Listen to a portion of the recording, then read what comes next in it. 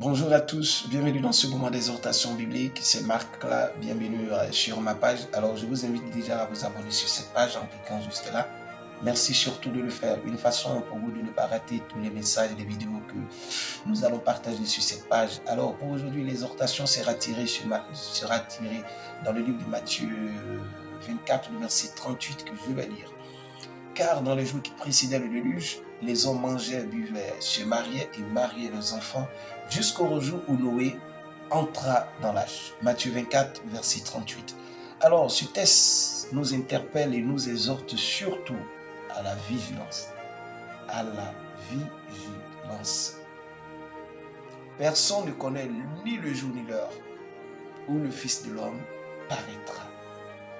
Et quand on ne connaît pas le jour ou l'heure, dans quelle disposition devons-nous être? Comment nous devons nous comporter? Frères et sœurs, il est temps d'attendre sincèrement le retour du Seigneur Jésus-Christ. Les hommes pensent être intelligents, être trop sages, ils sont déjà purs, ils n'ont aucune importance d'attendre quoi que ce soit. Donc pour eux, tellement qu'ils sont justes, ce moment-ci n'est pas un moment de se repentir, un moment d'attendre véritablement le retour du Seigneur.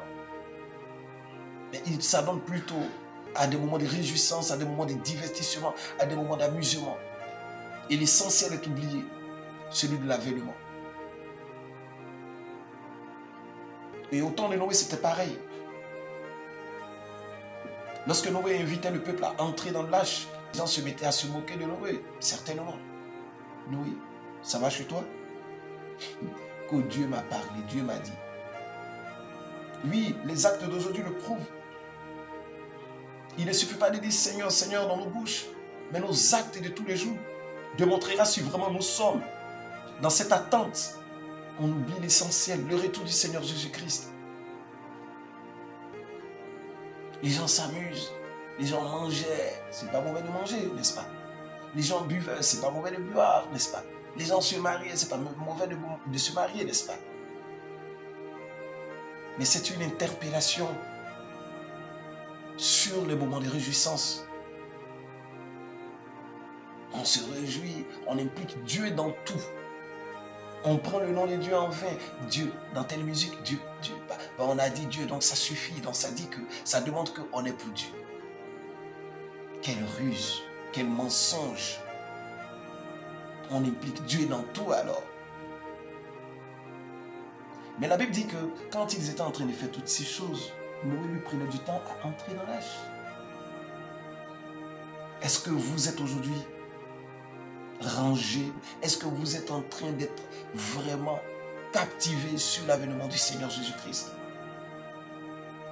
Parce que ce temps-ci, c'est un temps où nous devrions plutôt nous repentir. Parce que personne n'est juste, personne n'est parfait. Donc être dans son lieu en train de prier, parce qu'on sait que le retour du Seigneur n'est plus loin. Seigneur, pardonne-moi de toutes mes fautes, mes péchés. Et on se met à l'image de Jésus-Christ. Au lieu de toujours être dans le divertissement, l'amusement, parce que plus on est dans ça, on oublie l'essentiel. Et c'est ce que le diable veut, pointer le regard des enfants de Dieu vers le divertissement, l'amusement, la distraction, la joie, les réjouissances. C'est ce que le diable souhaite. La Bible dit dans Genèse 3:1, il est rusé, il est très malin. Et ce texte nous interpelle ce matin, en ce jour. Il est temps véritablement de se ranger du côté du Seigneur. Sortez du milieu d'eux. Sortez du milieu d'eux. Il ne suffit pas de dire Dieu, Dieu, Dieu. Sortez du milieu d'eux, mes frères et sœurs. Ne vous laissez pas tromper, ne vous laissez pas mentir. Sortez du milieu d'eux. Sortez. Il est temps de sortir du milieu d'eux. Quand on vous juge, qu'ils disent ce qu'ils veulent. Parce qu'on dira, ce sont eux les 5 fois saints, les 10 fois saints. Mais attends, le mot saint se trouve dans le dictionnaire. Si on m'applique le mot saint, je suis heureux. Mais ça fait quoi? Les gens n'ont pas la bonne compréhension du mot saint. Ils ne savent même pas ce que ça signifie. Être saint, c'est se mettre à part. Ça ne dit pas qu'on n'a jamais péché, c'est parce que ça veut dire. Je suis saint parce que je me suis mis à part pour la chose de Dieu. Abraham a été saint. Nos pères ont été saints, mais ça ne dit pas qu'ils n'ont pas péché. Frère, quitter dans leur discours. Sortez de leur discours. Il est temps de vous donner au Seigneur. Les temps sont mauvais. C'est une vérité. Le Seigneur viendra. Le Seigneur viendra. C'est une vérité. Les gens mangeaient, ils buvaient, ils dansaient, ils étaient dans cette réjouissance, dans cette joie, dans ce moment de divertissement, dans l'amusement du sens que le Seigneur vient et puis il vient les surprendre. Parce que personne ne connaît ni l'heure ni le jour, mais chacun de nous connaît les signes. Et ces signes sont devant nous. Et quand les signes déjà sont visibles, je pense que c'est le moment de se ranger. Parce que nous savons, et nous savons celui qui vient, comment il est. La Bible dit dans Lévitique 11, le verset 44, oui bien sûr, que c'est un Dieu saint et pur. Et dans 1 Pierre 1,16, il nous demande d'être saint, parce qu'il est saint. Mais vous pensez que pour entrer au ciel, c'est le désordre? Non, le ciel, ce n'est pas le désordre. Hein? Le ciel a ses principes. On n'est pas dans les principes, on n'entrera pas au ciel. Et ne pensez pas que c'est difficile d'entrer au ciel, non. Si nous respectons ces principes, nous serons trouvés justes et à l'enlèvement, nous serons enlevés.